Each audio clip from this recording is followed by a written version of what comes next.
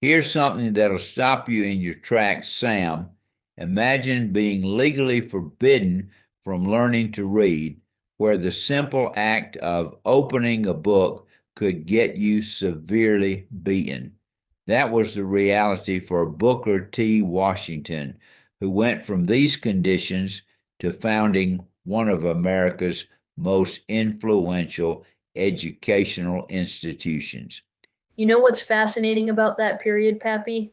The slave owners actually passed specific laws making it a crime to teach slaves to read because they understood how dangerous literacy could be to maintaining the system. And yet, despite those restrictions, Washington describes how his mother somehow managed to get him a spelling book, though they had to keep it hidden and study in secret.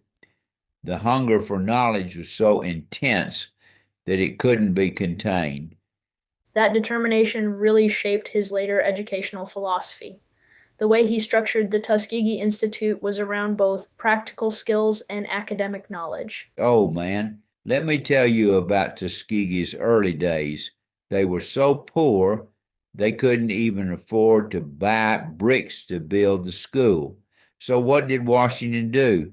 He had the students learn brick making themselves. The first several attempts failed. The bricks would crumble. Hmm. But that failure actually became one of his most powerful teaching tools, right? Exactly. He used it to teach persistence, craftsmanship, and the dignity of labor. By the time they succeeded, those students hadn't just learned brickmaking, they'd learned something far more valuable: how to overcome obstacles.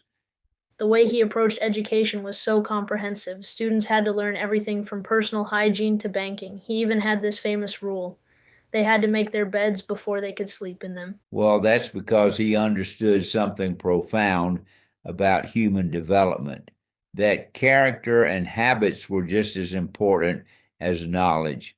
At Hampton Institute, where he studied, he actually got admitted by proving he could properly clean a room.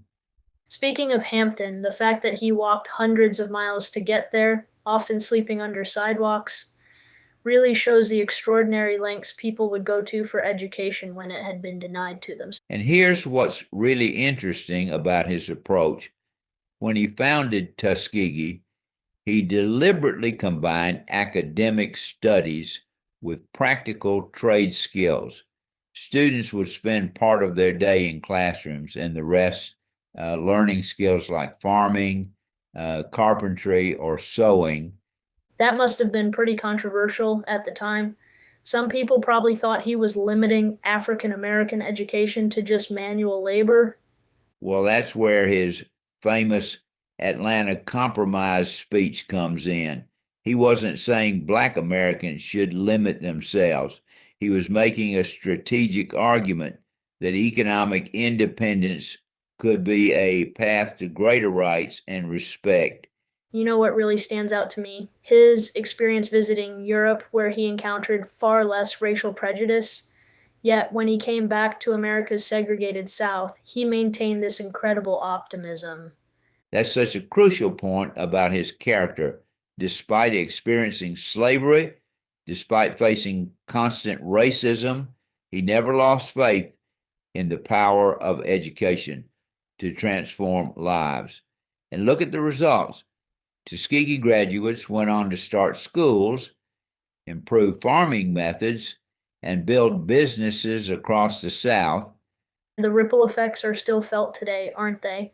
This idea is that education should develop the whole person: mind, character, and practical skills. And you know what's particularly relevant now?